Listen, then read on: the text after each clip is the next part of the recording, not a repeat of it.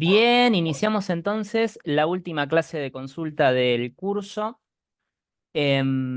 Básicamente, lo que nos quedaba por repasar eran las últimas dos posiciones epistemológicas que corresponden a Kuhn y a Lakatos, o sea, los últimos dos módulos.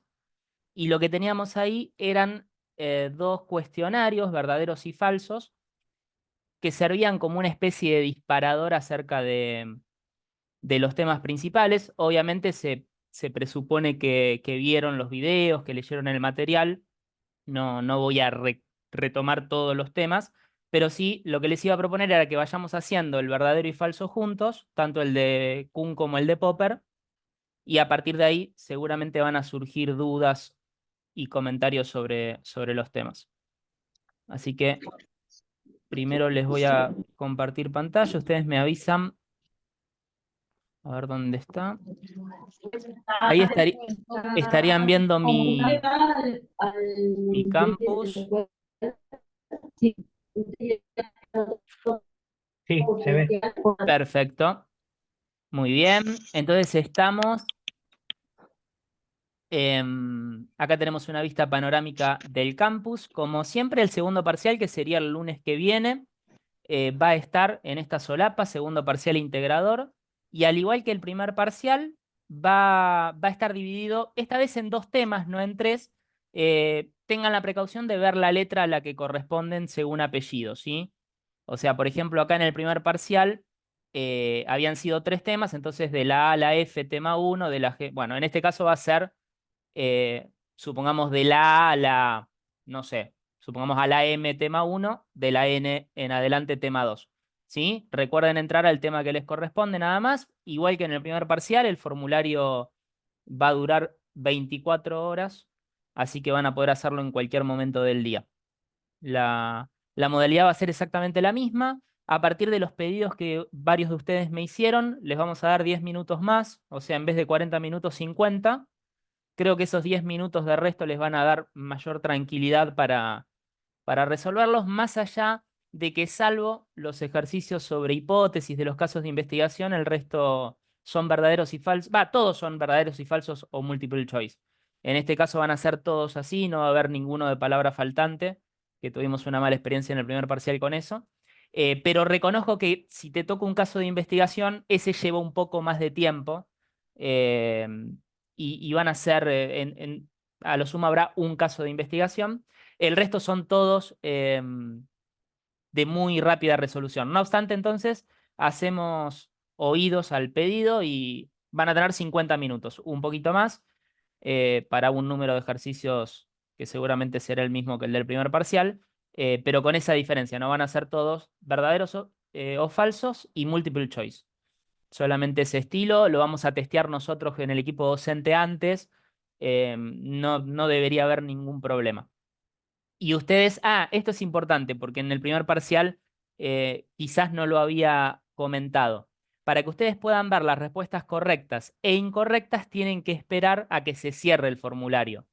Entonces, ustedes ni bien terminan, ven la nota que se sacaron. Pero para ver lo que es la devolución, el feedback, tienen que esperar, sería a las 12 de la noche de ese lunes eh, 10 de junio, sería, del lunes 10 de junio. ¿Sí? Así que tengan paciencia con eso.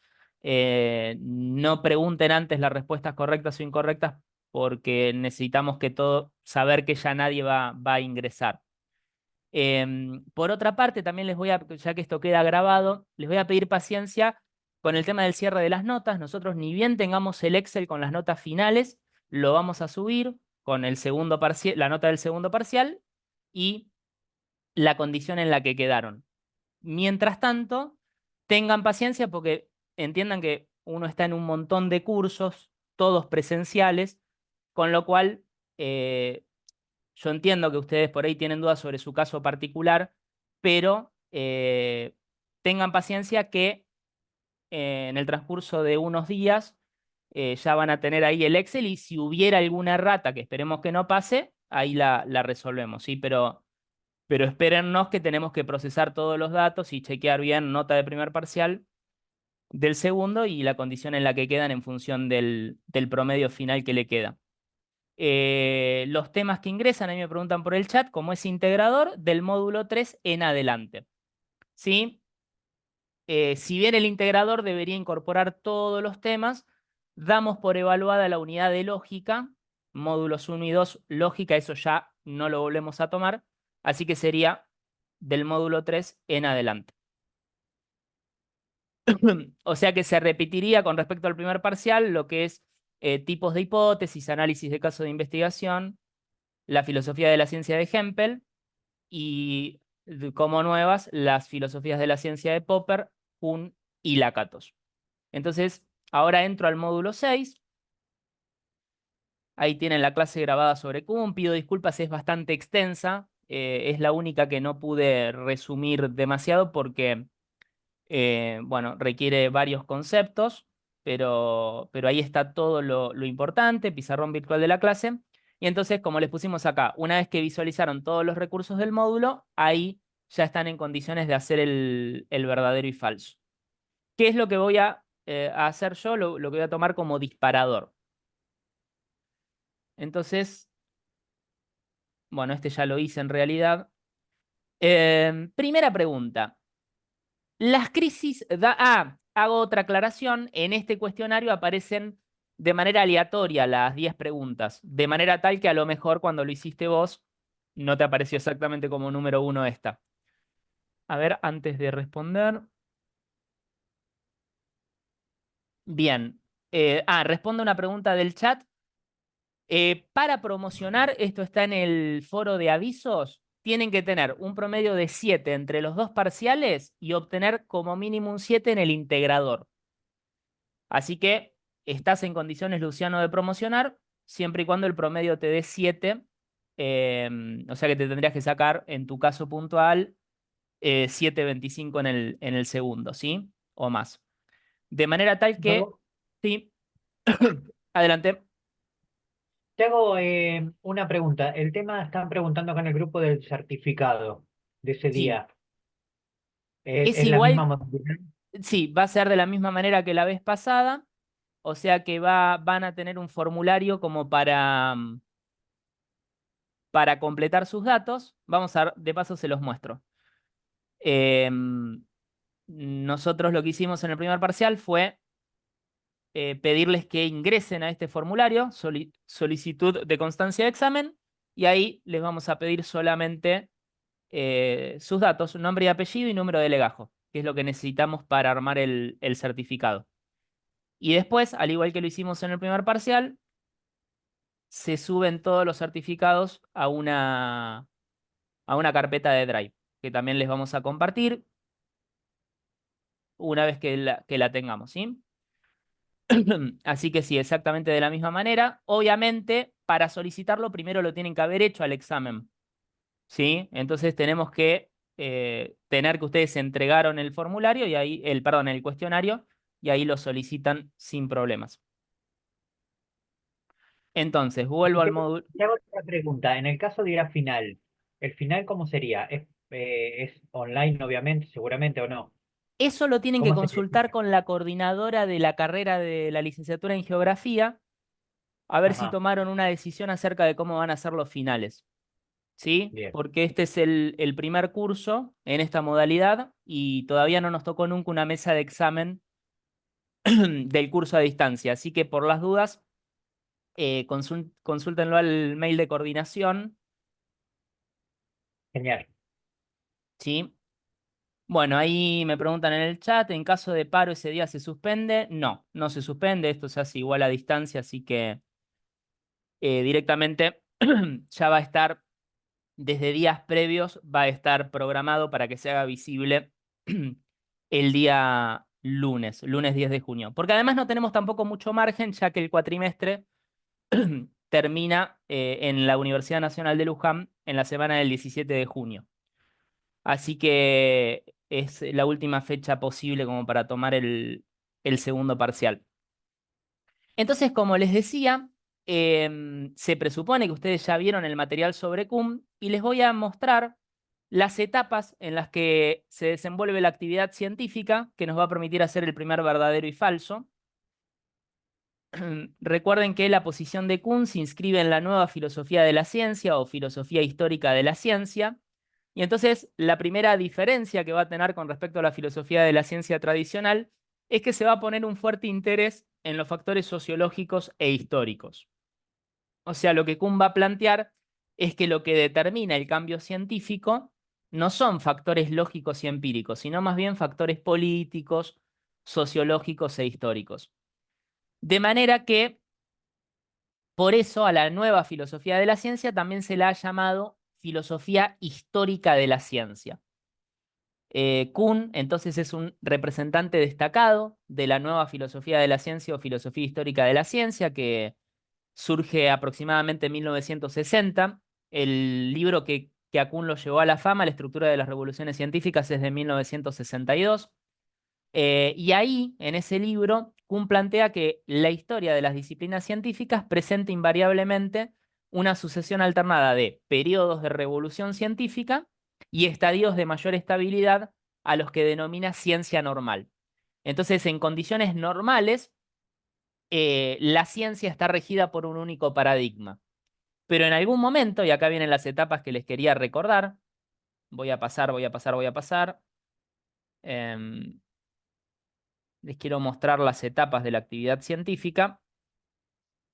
Todo esto ustedes lo tienen ahí para después repasar. Acá. Lo que Kuhn señala es que la ciencia atraviesa cíclicamente ciertas etapas. Primero, una disciplina está en etapa de presciencia, que es básicamente cuando todavía no es una ciencia madura. La etapa de presciencia es aquella en la cual hay múltiples escuelas rivales, hay falta de consenso. Pero cuando una ciencia adquiere madurez, entonces ingresa en la etapa de ciencia normal. Allí rige un único paradigma. Acá se ve mejor. En la etapa de ciencia normal, lo que tenemos es un único paradigma que rige la actividad científica. Y los científicos están abocados a la resolución de enigmas, de problemas que tienen solución garantizada dentro del paradigma vigente. Entonces, esta etapa, la de ciencia normal, podría durar muchos siglos, como pasó, por ejemplo, con la astronomía geocéntrica, que duró desde la antigüedad hasta el siglo XVI. O sea, desde la antigüedad hasta el siglo XVI, la astronomía geocéntrica estuvo en etapa de ciencia normal. Pero ¿qué pasa? Llega un momento en el que toda disciplina científica entra en crisis. Y esa crisis se define sociológicamente como la pérdida de fe en el paradigma vigente. O sea, los miembros de la comunidad científica pierden fe, pierden confianza en el paradigma vigente y entonces ya ese consenso fuerte que había en la etapa de ciencia normal se empieza a perder. Tras la crisis viene la revolución científica, que es una etapa de acefalía, dice Kuhn, porque no hay ningún tipo de consenso, no hay un único paradigma que rija la actividad científica. Fíjense cómo los términos que usa Kuhn son propios de la sociología o de las ciencias políticas. Crisis, revolución. Y finalmente, cuando pasa la crisis, se impone un nuevo paradigma que da origen a otra etapa de ciencia normal y todo empieza nuevamente. Empieza nuevamente desde la ciencia normal. Ya una vez que una disciplina se hizo científica, no vuelve a la presciencia, sino que vuelve a la ciencia normal, después crisis, después revolución, después ciencia normal y así sucesivamente. Por eso dice que el proceso es cíclico. Pero fíjense que después de la crisis lo que viene es la revolución científica. Y después de la revolución científica viene la ciencia normal en la que se impone un nuevo paradigma. De manera que en ese verdadero y falso con el que empezábamos, después de la crisis se impone un nuevo paradigma, eh, esa afirmación es falsa porque después de la crisis lo que viene es la revolución científica. Y en la revolución científica todavía no hay ningún paradigma reinante. ¿Sí? Entonces vuelvo y ahora sí empezamos de manera continua el test. ¿Por qué es falso que las crisis dan lugar a la propuesta de un único paradigma alternativo? Porque según las etapas que Kuhn plantea, las crisis dan lugar a la revolución científica. Y después de la revolución científica es que se impone un nuevo paradigma y se ingresa otra vez a la etapa de ciencia normal. ¿Sí? Entonces, falso. Acá está la definición de revoluciones científicas.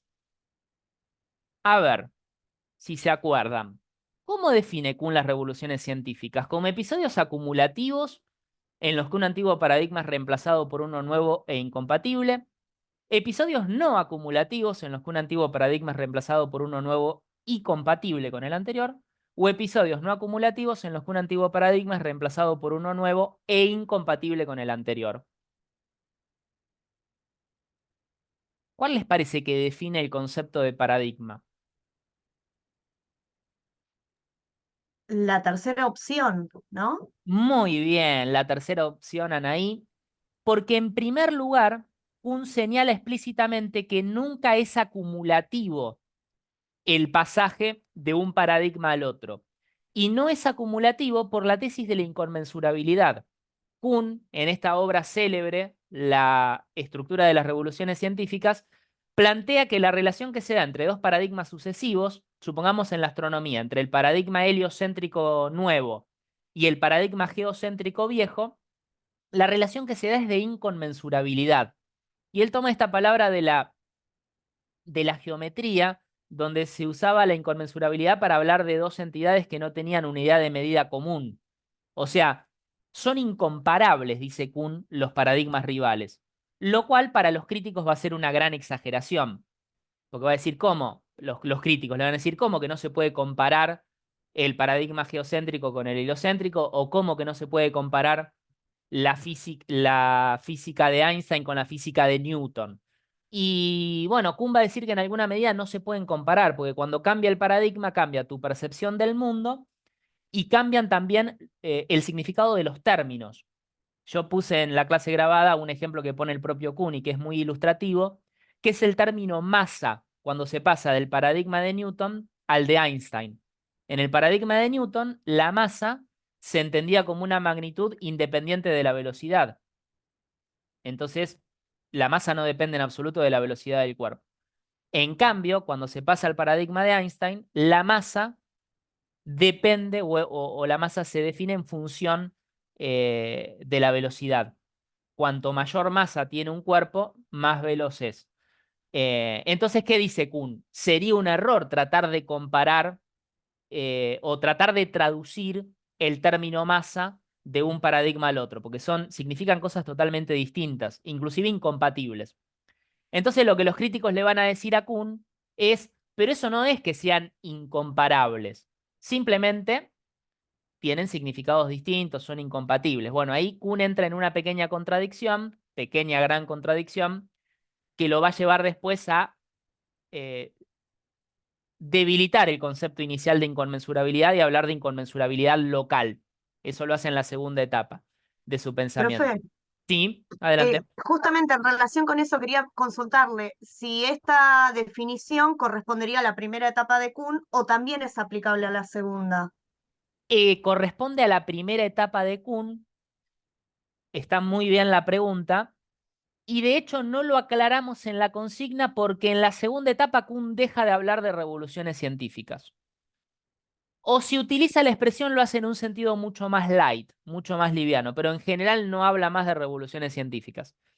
Entonces, excelente la pregunta de Anaí. Si te preguntan por revolución científica o por inconmensurabilidad a secas, inconmensurabilidad, estamos hablando de la primera etapa. Si hablaras de la segunda etapa, te van a aclarar, por ejemplo, que se habla de la inconmensurabilidad local, que ahora vamos a ver qué significa. O directamente en la consigna va a decir según el segundo Kuhn. Pero si no te aclara nada, tiene que ser el primero, que por otra parte es el más conocido, el más popular, el primer Kuhn. Lo que pasa es que como esta materia es filosofía de la ciencia, nosotros tenemos que mostrar que Kuhn mismo cambió su posición al final de su vida.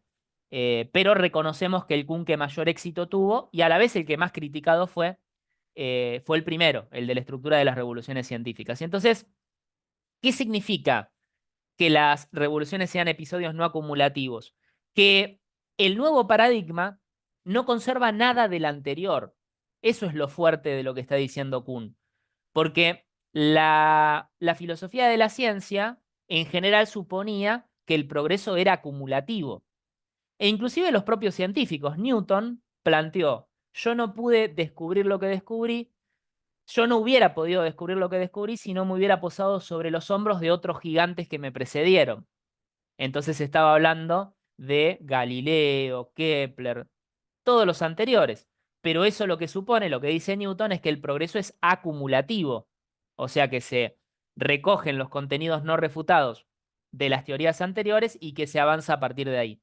Bueno, como Kuhn está hablando a partir de un paradigma que es mucho más que una teoría, un paradigma es una forma de ver el mundo que incluye valores, compromisos metafísicos, modelos.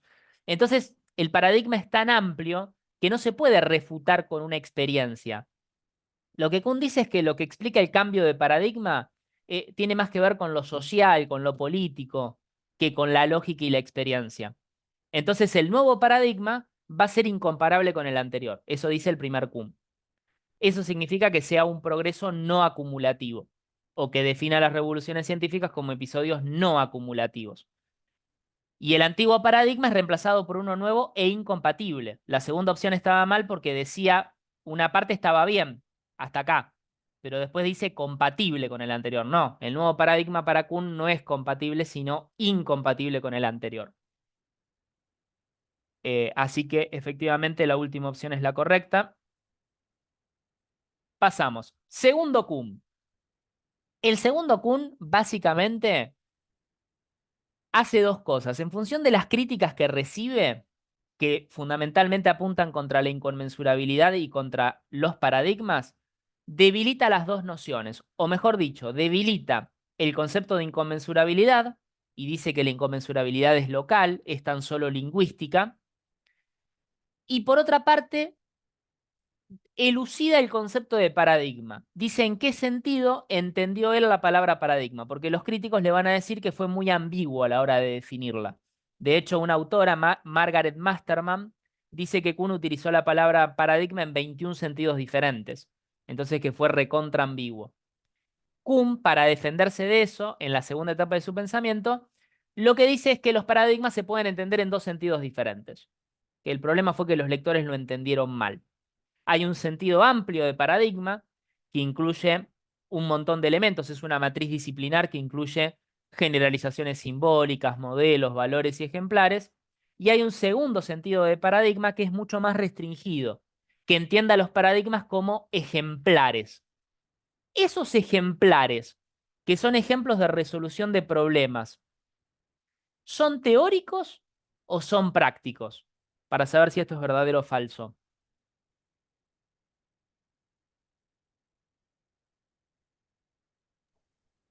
¿Son prácticos?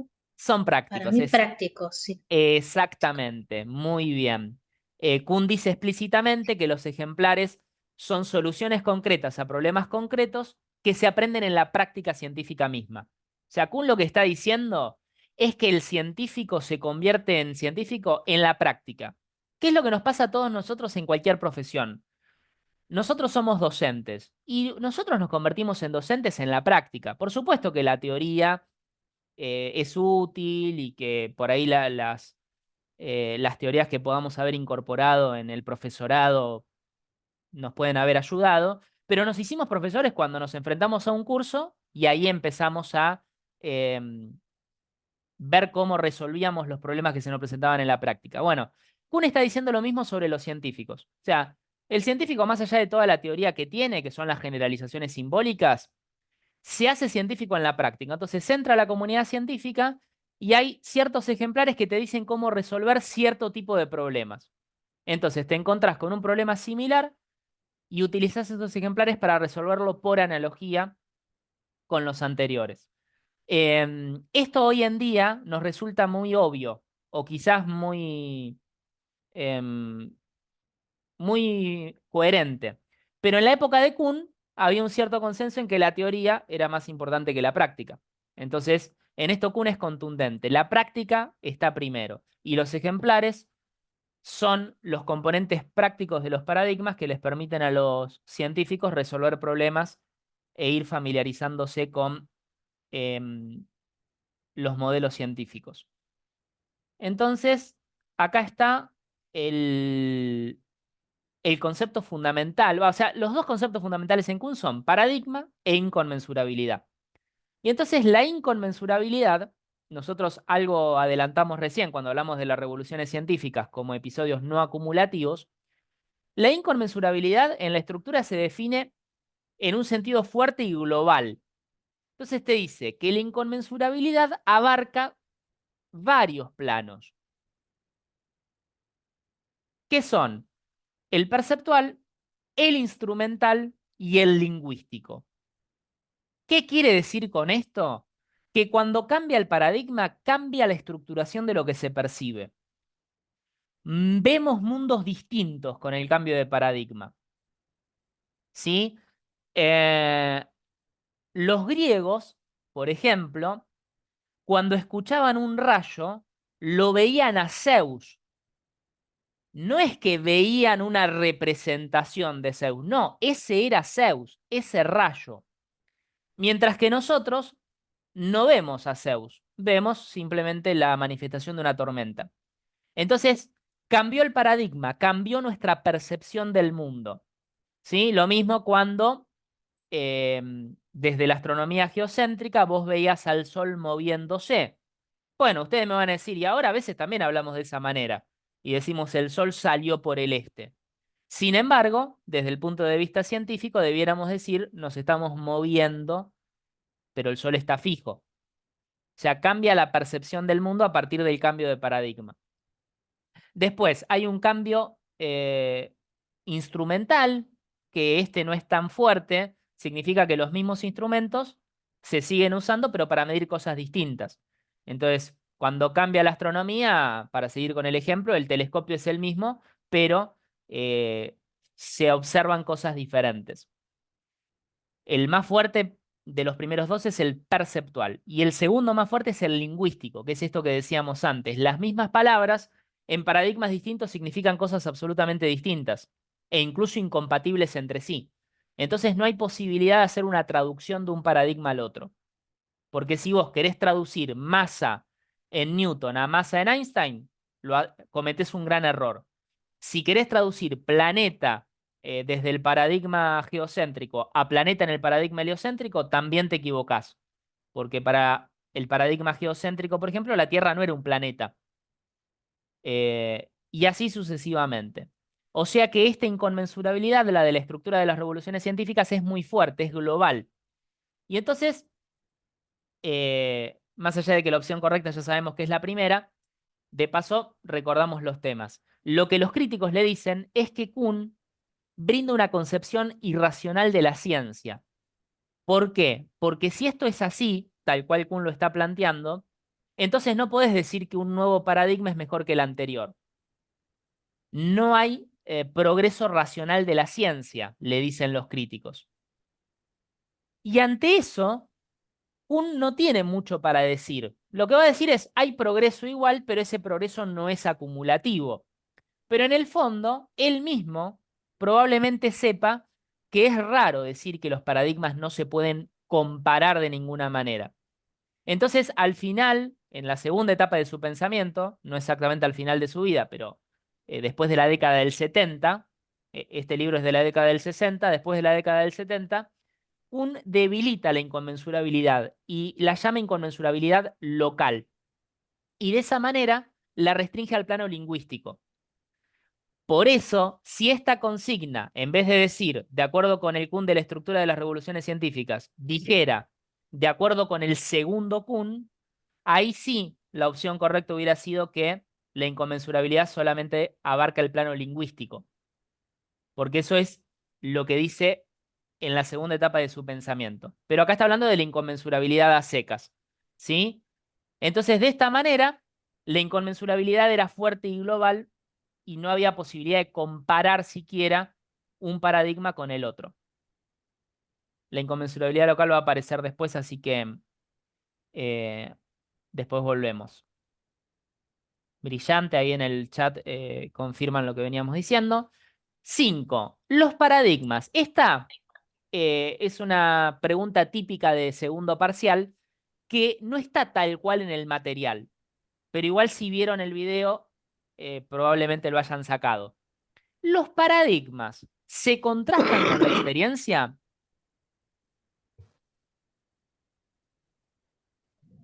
no tengan miedo de equivocarse igual, pero ¿se contrastarán? ¿Se ponen a prueba con la experiencia? No. No. No. Muy bien. No. Porque de hecho, los paradigmas no son solamente teorías susceptibles de ser confirmadas o refutadas, sino que entre los componentes del paradigma hay valores, compromisos metafísicos, modelos, que estrictamente no son ni verdaderos ni falsos, porque los valores son subjetivos. Lo que una comunidad científica puede valorar, otra puede no hacerlo. Lo mismo con los compromisos metafísicos, cómo se compone el universo. Hay compromisos metafísicos que son epocales. Durante muchísimos siglos no se pudo pensar en órbitas que no fueran circulares. Y esto era simplemente porque se pensaba que los astros eran dioses y que como eran dioses tenían que desarrollar un movimiento perfecto que era el circular para los griegos. Y eso se mantuvo durante un montón de siglos. Inclusive Copérnico sigue suponiendo que las órbitas tienen que ser circulares, hasta que viene Kepler y demuestra matemáticamente que las órbitas son elípticas y que el Sol está en uno de los focos. Pero para que eso pase, tiene que darse un cambio de paradigma. O sea, durante muchos siglos ni siquiera era pensable que las órbitas no fueran circulares. Entonces, lo que esto significa es que los paradigmas no se confirman ni se refutan empíricamente, por eso no se contrastan.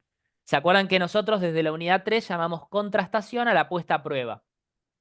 Y si eras hempeliano, los resultados posibles eran confirmación o refutación.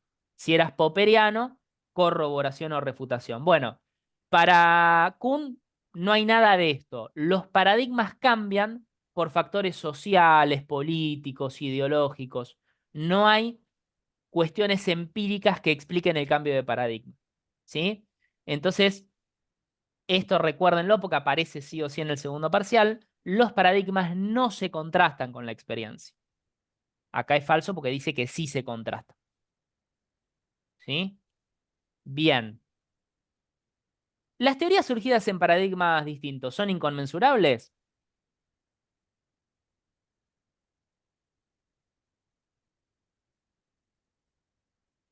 Sí, según el primer Kun, sí. Sí.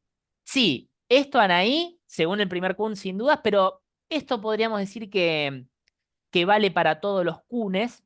Lo que sí es cierto es que el segundo Kun va a cambiar el concepto de inconmensurabilidad y entonces va a ser más débil. Pero tal y como está planteado acá, en términos genéricos, es verdadero también en el segundo Kun. Eh, los elementos que corresponden a los distintos paradigmas son inconmensurables entre sí. En el primer Kun eso significa que directamente son incomparables. Y en el segundo Kun significa algo un poco más débil, que no se pueden traducir las teorías de un paradigma en términos de las teorías de otro paradigma. Pero en cualquier caso, la tesis de la inconmensurabilidad es típicamente kuhniana, cosa que Lakatos no va a aceptar, ¿no? Lakatos, ¿qué va a decir? Que es el último autor, el del módulo 7. Va a decir que Lakatos va a decir que la historia de la ciencia refuta la tesis de la inconmensurabilidad kuhniana. O sea que en la práctica científica es falso que los científicos no puedan trabajar en programas de investigación científica rivales. Ese es el término que usa Lakatos.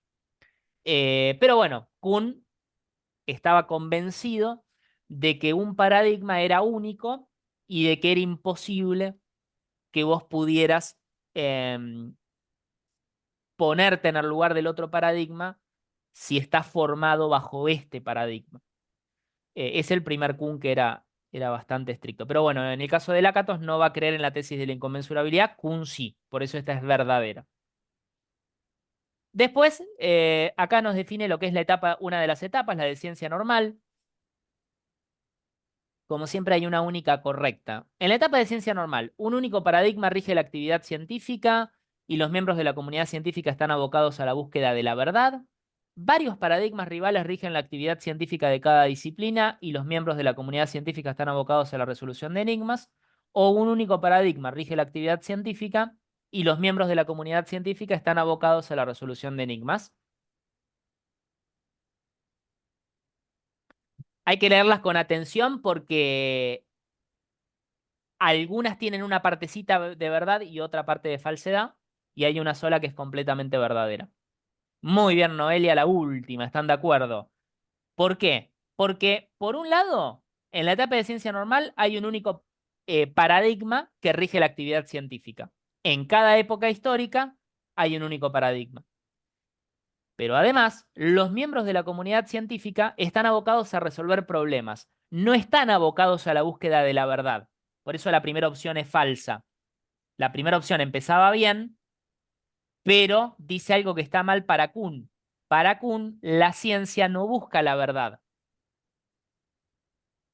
Eh, no quiero confundir, vamos a dejar la opción correcta mientras lo explicamos.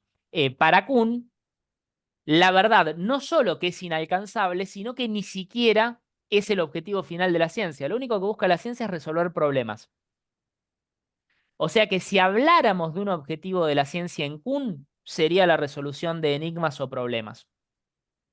Pero él directamente preferiría decir que la ciencia no tiene ninguna meta establecida de antemano, ni la verdad, ni la aproximación a la verdad.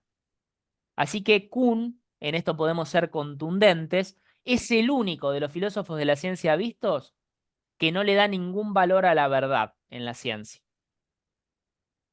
Mientras que todos los otros decían que la verdad era el ideal regulativo, el objetivo final a alcanzar, para Kuhn la ciencia no busca la verdad. ¿Sí?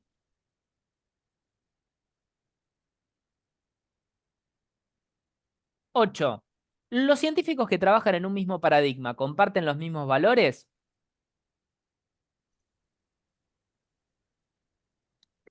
Falso. ¿Por qué les parece? Para mí, verdadero. Verdadero. Sí, sí, esta es fácil. A veces uno en las más fáciles es cuando duda. ¿No habrá una trampa? No, no. Lo que quiere decir es que los miembros de la comunidad científica que comparten un paradigma tienen consenso sobre todos los elementos. O sea, en definitiva, lo que Kuhn está diciendo es, cuando estamos en etapa de ciencia normal, hay un consenso absoluto. Los miembros de la comunidad científica comparten las generalizaciones simbólicas, los modelos, los valores, los ejemplares, comparten todo, todos los elementos. Así que verdadero. Y acá tenemos la inconmensurabilidad local de vuelta. La inconmensurabilidad local, dice, hace posible la traducción de una teoría en términos de la otra. Traducción, plano lingüístico. Y la inconmensurabilidad local significa justamente lo contrario, la imposibilidad de traducción. ¿Por qué? Porque para Kuhn, la traducción implicaría que para cada término de una teoría, vos tuvieras un término en la otra teoría. Inclusive lo podemos comparar con lo que pasa con los lenguajes naturales, porque Kuhn hace esa comparación. Para que vos puedas traducir el español al inglés, para cada palabra del español tendrías que tener una palabra en inglés. Y entonces, si vos tomás un concepto tan fuerte de traducción, la traducción es imposible, porque siempre va a haber algún término que no tenga su contraparte en el otro lenguaje. Por ejemplo, en español la palabra sobremesa no tiene una contraparte en inglés. ¿Por qué? Porque no tienen el concepto de que nosotros le damos a la sobremesa, ¿no? De quedarnos después de comer charlando y demás. Y así pasa en todos los idiomas. Por ejemplo, en portugués brasileño hay una palabra que es saudade, la saudade, para la cual nosotros no tenemos tampoco una traducción, porque es un concepto que tienen los brasileños según el cual vos extrañás a una persona, tenés nostalgia, eu estou com saudade de você, pero no, no es ni nostalgia ni extrañar, es es otro concepto que nosotros no tenemos como hablantes del español. Bueno, entonces hay que aclarar esto. Para decir que no hay traducción posible, tenés que tener un concepto muy fuerte de traducción como el que tiene Kuhn.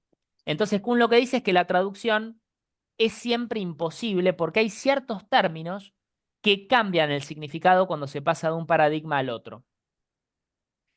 Pero eso no significa ahora que no puedan compararse los paradigmas rivales. Esta es la diferencia entre la inconmensurabilidad local y la anterior. La inconmensurabilidad del primer Kuhn era global. Había una incomparabilidad perceptual, instrumental y lingüística. La inconmensurabilidad local es solo lingüística. Hay un conjunto de términos que impiden la traducción, pero hay otros términos que sí preservan su significado y entonces la comparación sí es posible. ¿Sí? De manera que esto es, tal cual está expresado, falso, porque la inconmensurabilidad local hace imposible la traducción de una teoría en términos de la otra. ¿Sí? Lo que sí hace posible, ¿qué es? Según lo que dije, para pensar en otra variante de verdadero y falso. Que podría ser a esto verdadero. Si yo quisiera hacer a esto verdadero, ¿qué palabra tendría que cambiar por traducción para que quede verdadero? Interpretación. Bueno, excelente, porque Kuhn va a decir que la comparación entre paradigmas rivales es posible, o bien a través de los términos que preservan su significado, o bien a través de la interpretación. Excelente. La interpretación consiste en que vos puedas comprender el lenguaje del otro paradigma desde cero. No que vos intentes hacer una traducción que es imposible. Es que vos aprendas el contenido del nuevo paradigma como aprendiste antes el contenido del anterior, desde cero. Y entonces usa la analogía Kuhn y dice, el filósofo de la ciencia se transformaría en bilingüe si hubiera aprendido el lenguaje de los dos paradigmas.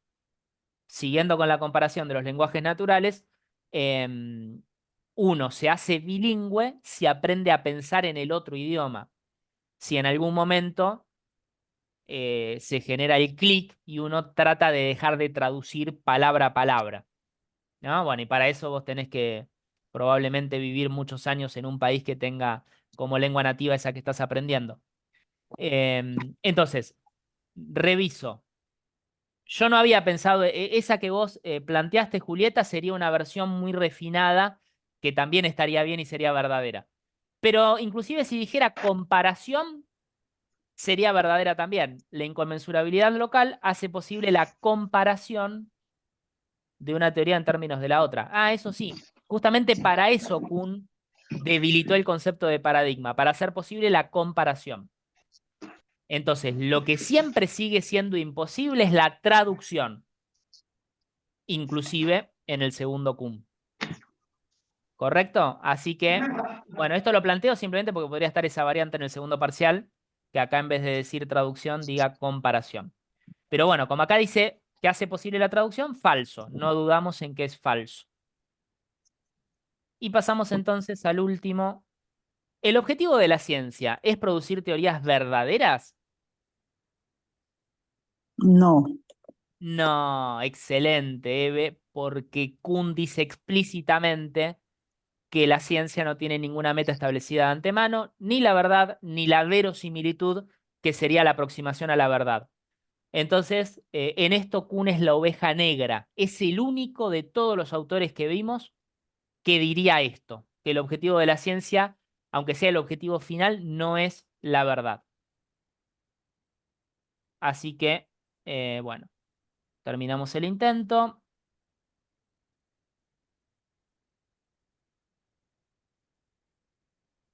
$10. Todo bien hicimos. Bueno, esto después ustedes lo pueden rehacer cuantas veces quieran. Igual ya vi que muchas personas ya lo hicieron. Ay, sí. Así que, Yo tengo una duda. dale. El concepto de progreso científico, Sí, no me queda claro la diferencia entre intraparadigmático e interparadigmático. buen punto. El progreso interparadigmático sería el progreso entre paradigmas rivales. ¿Qué es, si vos me apurás, el progreso por el cual se están preguntando sus críticos? Cuando sus críticos le dicen, pero usted, Kuhn, está dando una concepción irracional de la ciencia, lo que le están diciendo es no puede decir que el nuevo paradigma es mejor que el anterior. O sea, vamos a poner un ejemplo concreto, que el paradigma de Einstein es mejor que el de Newton. No lo puede decir porque los paradigmas son inconmensurables. Ese es el interparadigmático. Entre paradigmas rivales. Y ahí Kuhn dice, no es acumulativo el progreso. Hay progreso, pero ese progreso depende de la convicción de los que impusieron el nuevo paradigma. Por eso decimos, lo voy a poner en el chat, que el progreso interparadigmático, que sería el que se da entre paradigmas rivales o entre paradigmas sucesivos, uno después del otro, no es acumulativo. Y no lo es por la teoría de la inconmensurabilidad. ¿Se acuerdan? Ahora bien, y esto es lo que nos recuerda Julieta, Kuhn también dice que hay un progreso que sí es acumulativo, pero es el intraparadigmático, o sea, el que se da al interior del paradigma mismo, no comparándolo con el anterior, sino el paradigma vigente comparado consigo mismo. ¿No? Esto sería como decir, bueno, yo no me voy a comparar con otro, me voy a comparar conmigo mismo. Entonces, si me comparo conmigo mismo, yo progreso si cumplo mis objetivos. No importa lo que haga el de al lado. Acá sería algo parecido. Kuhn está diciendo, es verdad que no se puede hablar de un progreso acumulativo entre dos paradigmas distintos, pero sí podés decir que el paradigma actualmente vigente progresa con respecto a sí mismo. Y lo hace en la medida en que resuelve mayor cantidad de problemas. Entonces, lo escribo en el chat también, el progreso intraparadigmático, o sea, al interior del propio paradigma, sin compararlo con otro, sí es acumulativo. Cuantos más enigmas resuelve, o cuantos más problemas resuelve, más progresa.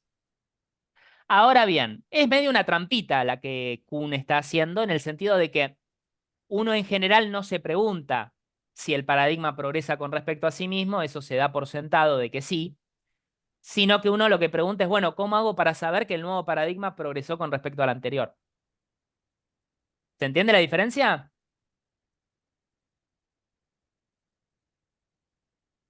Entonces tiene que ver con eso.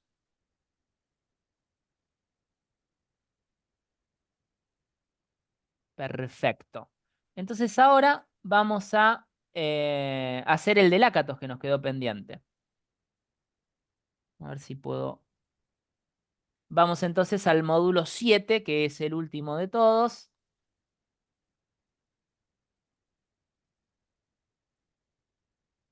Y hacemos el último test, el de Lakatos. Nuevamente tienen el PDF, que está hace rato, la clase grabada, que en este caso se grabó en dos partes porque se había borrado se había cortado el zoom a la mitad de la grabación, qué raro. El pizarrón virtual de la clase y ahora hacemos el test. A ver si tengo algo en el chat. Ah, perfecto, entendieron el tema, bárbaro. Entonces, eso es lo más importante sobre la filosofía de la ciencia de Kuhn. En cuanto a Lakatos, como podrán apreciar en los pizarrones virtuales 10 y 11, Lakatos se inscribe también en la nueva filosofía de la ciencia. En ese sentido, está cercano a Kuhn, por lo menos es contemporáneo de Kuhn, y su posición se aleja de la filosofía clásica de la ciencia. Pero a pesar de eso, tiene muchos puntos en común con la filosofía clásica de la ciencia. En primer lugar, el nombre de su posición, falsacionismo sofisticado.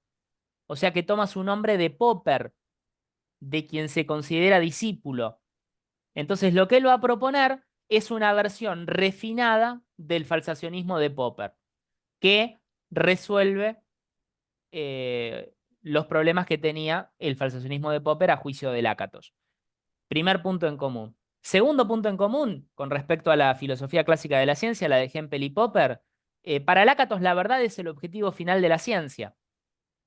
O sea que Kuhn, yo les dije, es la oveja negra en este punto. Va a hablar de progreso científico acumulativo, Lakatos. Y en esto otra vez se acerca a la filosofía clásica de la ciencia. De hecho, va a decir que una nueva teoría progresa con respecto a la anterior si y solo si cumple tres condiciones. La nueva teoría explica todo lo que explicaba la anterior, predice hechos nuevos y además parte de esos hechos nuevos que predice están corroborados. O sea que si yo me centro en estos puntos, debiera decir que el ácatos tiene bastante en común con la filosofía clásica de la ciencia, a diferencia de Kuhn, que no tenía nada en común. En lo que sí se diferencia Lácatos de la filosofía clásica de la ciencia es en que Lácatos le da un valor mucho más fuerte a la historia de la ciencia. Lo que Lácatos va a decir, y en esto sí se parece a Kuhn, es que la filosofía de la ciencia debe prestarle atención a lo que pasa en la historia de la ciencia real. Entonces, por eso forman parte de las filosofías históricas de la ciencia. Hay que ver lo que pasa en la historia de la ciencia real y de esa manera vamos a lograr brindar una concepción de la ciencia que sea adecuada. Por eso, Lácatos va a hablar de los programas de investigación científica que, según él, recogen lo que hace la ciencia real. Entonces, acá empezó por una distinción que establece Lácatos entre dos tipos de historia. Yo les dije, Lácatos, como miembro de la filosofía histórica de la ciencia, le va a dar un valor central a la historia de la ciencia real. Pero va a distinguir dos tipos de historia. Va a haber una historia externa que abarca aquello a lo que Kuhn le daba importancia, los factores sociales, políticos, ideológicos, y va a haber una historia interna que va a abarcar los factores lógico-matemáticos y metodológicos. Dicho sea de paso, esta distinción le va a valer la crítica de Kuhn. Kuhn le va a decir a Lácatos que esta distinción no tiene ningún sentido, que para qué llamar historia a la historia interna, la que abarca los factores lógico-matemáticos y metodológicos. Pero, a pesar de lo que le diga Kuhn, esta es la distinción que hace Lácatos, y entonces la historia externa es la que se refiere a lo empírico o la que se refiere a lo lógico. Hay una definición de estas tres que es la que da Lácatos literal. La número 3. Muy bien, Alejandro. La número 3. Factores psicológicos y sociales que inciden en el desarrollo del conocimiento científico. Entonces, en resumen, ¿qué es lo que va a decir Lácatos? Que para analizar cómo evoluciona la ciencia, hay que prestarle atención a los factores psicológicos y sociales, la historia externa, pero también hay que prestarle atención a los factores lógico-matemáticos y metodológicos. O sea, las fórmulas, la metodología empleada. Y entonces, Lácatos en este sentido le va a dar valor a las dos partes. No va a ser tan estricto, si quieren, radical como Kuhn, que decía, no, lo único que interviene en la ciencia son los factores sociales, políticos. No, Lácatos va a decir intervienen los dos. E inclusive los factores lógico-matemáticos y metodológicos que constituyen la historia interna tienen mayor peso todavía para Lácatos. Pero eso no significa que los factores psicológicos y sociales no sean un complemento. Entonces lo que va a decir es, hay que prestarle atención a ambos. ¿Sí? Para explicar ciertos avances científicos viene bien conocer los factores sociales y los factores psicológicos que influyeron en el científico, etc. Bueno, eso es la historia externa.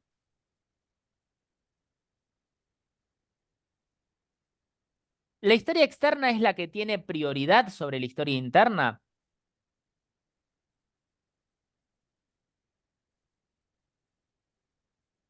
Yo lo dije al pasar recién, pero No, la no. interna. Falso, exactamente. Lo que va a decir Lácatos es que a la hora de elegir entre programas de investigación científica rivales, la historia interna es la prioritaria, tiene mayor peso. Sin embargo, agrega, la historia externa es un complemento necesario a la historia interna, pero la que tiene mayor peso es la historia interna. Al revés. Bueno, y acá ya se mete en el concepto de programa de investigación científica que va a estar compuesto por un núcleo firme, por un cinturón protector y por las heurísticas, que son reglas que te dicen cómo hacer para conservar el programa de investigación científica. Entonces, este enunciado en particular hace referencia al núcleo.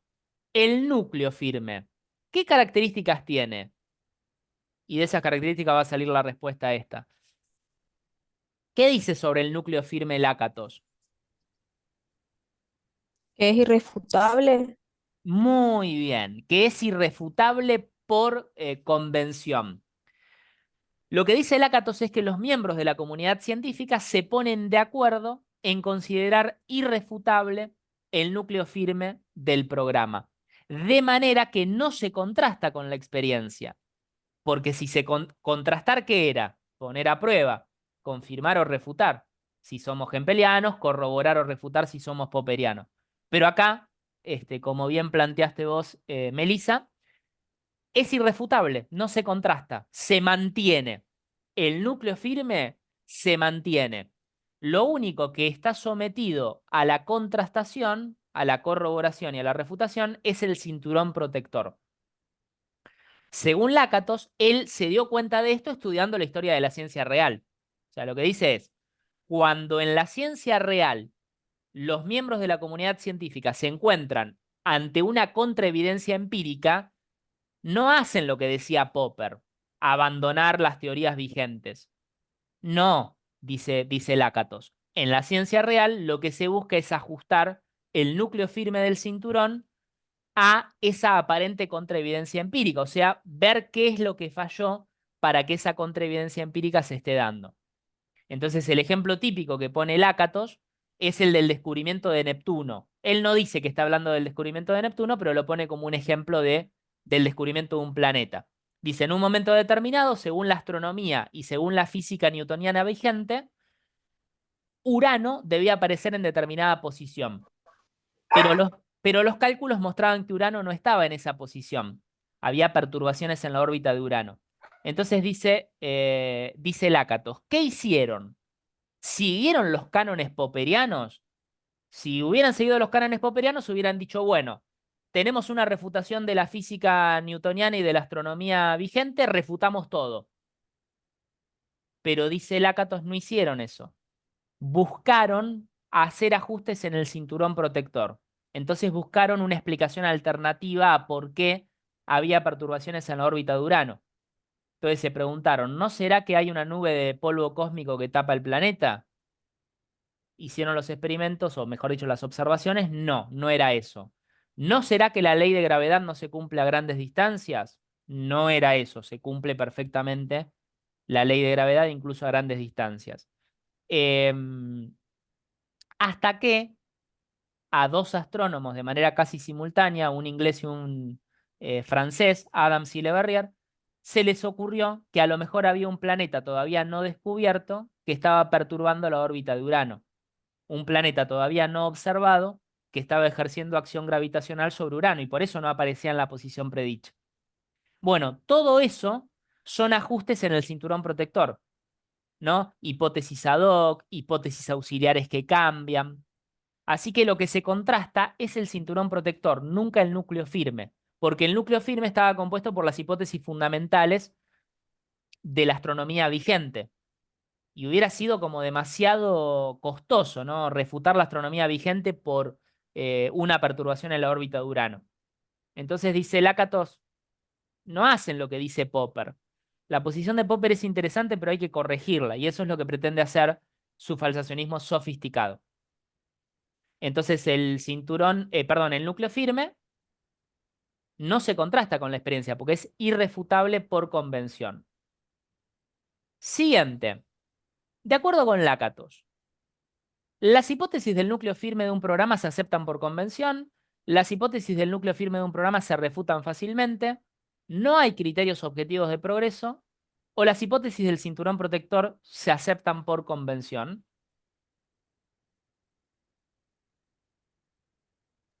La primera. Muy La bien. 3. La primera.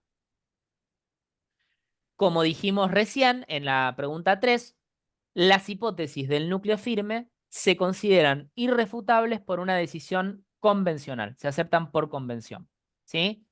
No se refutan, las del cinturón protector sí se pueden modificar, y por otra parte esta tampoco era porque es para Kuhn que no hay criterios objetivos de progreso interparadigmático. Para Lakatos sí. De hecho lo vamos a revisar ahora, creo que en otra pregunta aparecía.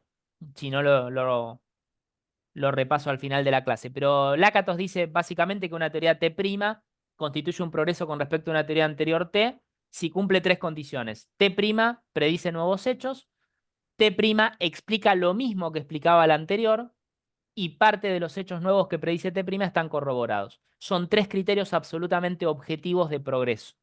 Por eso les digo que en muchos puntos Lakatos está más cerca de la filosofía clásica de la ciencia que de Kuhn. Mientras que Kuhn se diferencia en todo de los anteriores, y ahí no va a haber ni una similitud, en Lakatos hay similitudes y diferencias con respecto a los anteriores. Bien, entonces la primera... ¿Sí? Ah, pensé que me iban a preguntar algo. 5. Las reglas, las heurísticas, son reglas que te dicen cómo conservar el programa. La heurística negativa, ¿qué hacía? Todo esto está en el pizarrón virtual, lo reitero. Prohíbe refutar la hipótesis. Muy bien, prohíbe refutar las hipótesis fundamentales que componen el núcleo firme. Muy bien, una heurística o las heurísticas son reglas. Y las reglas pueden ser negativas o positivas. Una regla negativa sería no se puede fumar. Una regla positiva sería lo que sí se puede hacer. Bueno, llevado a este tema, la heurística negativa es la que te dice lo que no podés hacer. ¿Qué no podés hacer? Refutar las hipótesis fundamentales del núcleo firme.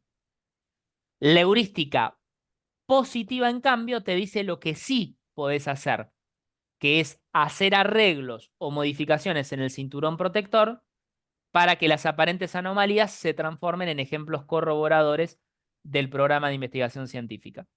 De manera resumida, entonces, la heurística negativa prohíbe refutar el núcleo firme, la heurística positiva te dice que hagas modificaciones solamente en el cinturón protector, que por eso se llama así, porque protege al núcleo firme de la refutación. Bien, siguiente. Esta es una pregunta difícil, es para pensarlo un poquito. ¿Por qué es para pensarlo un poquito? Porque se acuerdan que Popper era falsacionista porque según él, una refutación implicaba el abandono de una teoría o de una hipótesis y su reemplazo por otra. Ahora, en Lakatos, su falsacionismo sofisticado implica que ante una refutación o ante una serie de refutaciones se abandona el programa de investigación científica. No. No. No, todo lo contrario. En Lakatos, las refutaciones que se dan en el cinturón protector permiten conservar el programa. Claro, o sea que es un falsacionismo raro el de Lakatos, porque es un falsacionismo en el que las refutaciones no cumplen un papel relevante para abandonar el programa, sino todo lo contrario, es para conservarlo. Excelente. Muy bien. Muy bien. El concepto de verdad no cumple ningún papel en relación con la investigación científica. Acá hago una aclaración. Si esta fuera una consigna de segundo parcial, yo te tengo que poner en la consigna de quién estamos hablando. Acá no lo puse porque dice test sobre Lakatos, estamos hablando sobre Lakatos.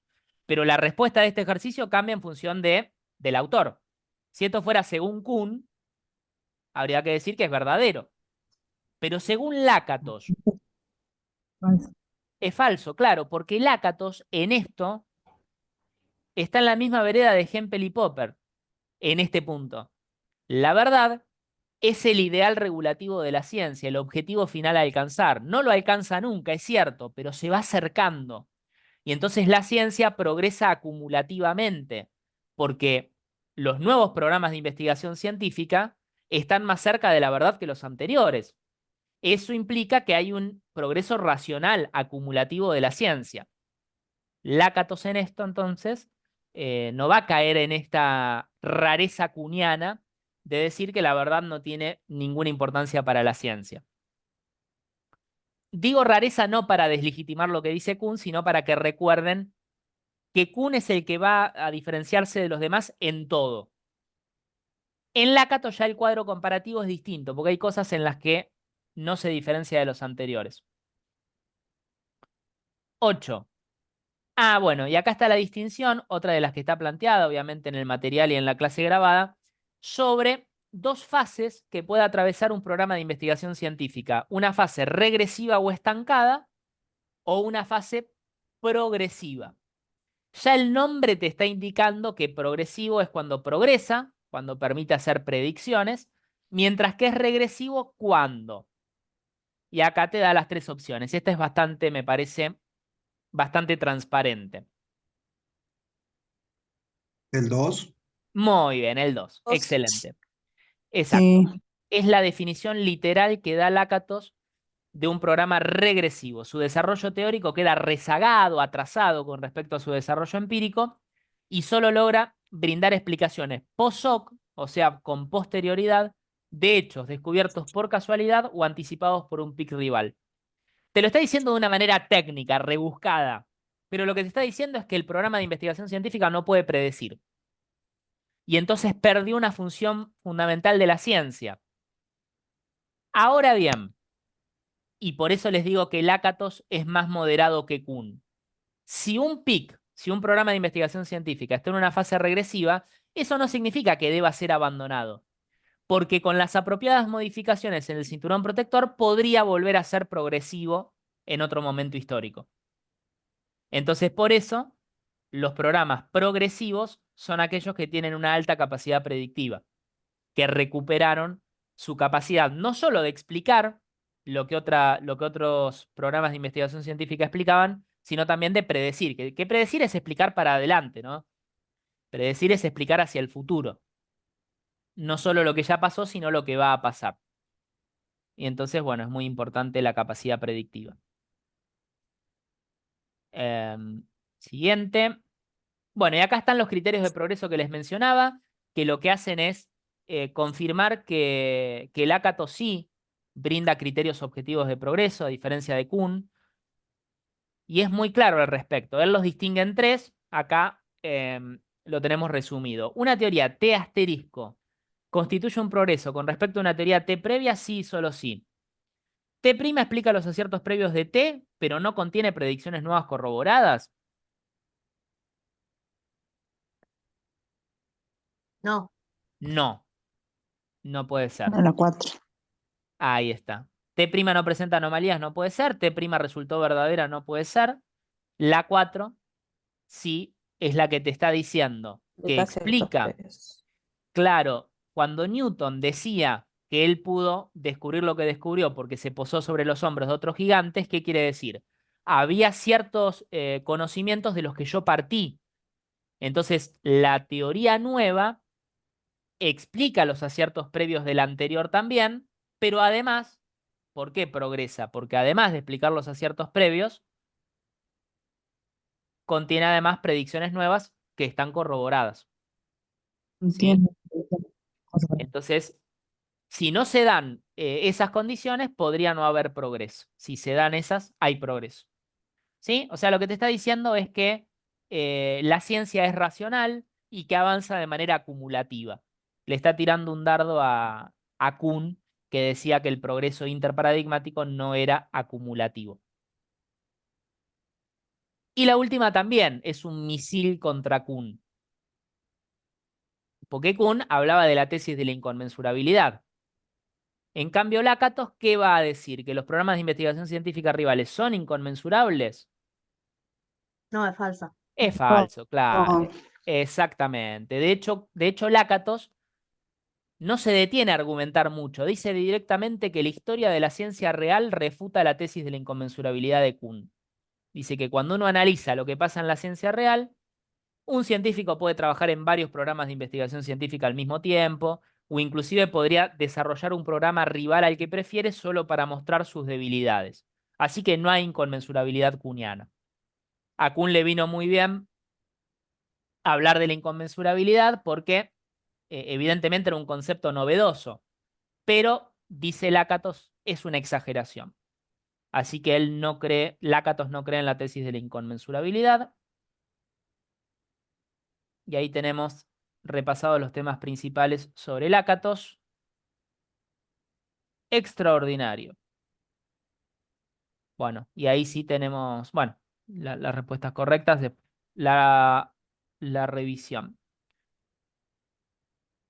Entonces, ¿alguna duda que haya quedado sobre esto? Lo que hicimos hoy fue repasar los ejercicios de los últimos dos módulos, el 6 y el 7.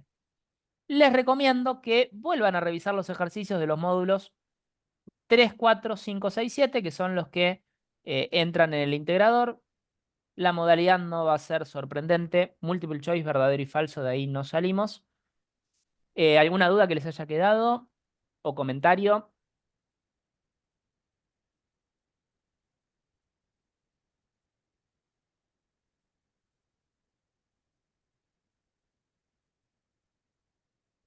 ¿Estamos entonces? Bueno, vamos que ya falta poco. Profe, una pregunta. Sí, ¿El dale. encuentro fue grabado? Perdón, yo entré hace un ratito. Sí, se está grabando la clase, así que yo después la subo al Classroom. Muchas Perdón, gracias. al campus. Estoy acostumbrado a los otros cursos donde tenemos Classroom. Sí, en el campus, en el Moodle, el tiempo del parcial es 50 minutos. Tuvieron 40 en el primero, pero me pidieron unos minutos más, así que vamos a hacer 50. Los temas son del módulo 3 en adelante. Módulo 3, 4, 5, 6, 7. Ahí está todo subido. Y, Buenísimo, muchas gracias, profe. no, ustedes, claro, son el mismo número de preguntas. Yo estoy siguiendo el chat, les digo para quienes vean la clase grabada después, que yo estoy siguiendo el chat y respondiendo, pues si no parezco un loco que hablo solo. Son 40 preguntas como en el primer parcial, pero 50 minutos tienen más tiempo, así lo pueden hacer más tranquilos. O sea, tampoco les podemos dar mucho más porque la idea es que se mantenga mínimamente el nivel de dificultad de lo que sería un examen presencial, pero no queremos que corran. La idea es que puedan estar tranquilos, así que 50 minutos, 40 choices y verdaderos y falsos. En total, 40. Sí, y por supuesto pueden preguntar en el foro. Traten de usar el foro de consultas, el que tiene ese nombre, y no al privado, por favor. Les pido, ¿por qué? Porque si me hacen al privado, por un lado, por una limitación fáctica. Como ustedes saben, son docentes como yo, estoy todos los días en lugares distintos. Pero además, por ahí recibo muchas veces la misma pregunta. Pónganla, porfa, en el foro de consultas generales como respuesta y ahí respondemos. Y obviamente a disposición para lo que necesiten. Ya lo respondí también, pero lo reitero. Quienes necesiten certificados para el trabajo, después de ingresar al cuestionario, llenan el formulario que les dejamos en la misma solapa del examen integrador. Todavía no está, pero así como hicimos en el primer parcial, les vamos a subir un cuestionario de Google para que pongan nombre y apellido, número de legajo, y en cuanto tengamos el certificado ya se lo subimos. Nos manejamos igual que en el primero. Ahora ya estamos un poco más tranquilos porque ya hicimos la prueba piloto en el primero. Bueno, muchas gracias, seguimos en contacto y buena semana. Chao, hasta Chau. luego. Hasta luego. Ahora luego. Hasta Hasta luego. luego, profe. Chao, profe, nos vemos. Nos vemos. Chao, A chao. ustedes. Hasta luego, profe, hermosa clase. Muchas gracias.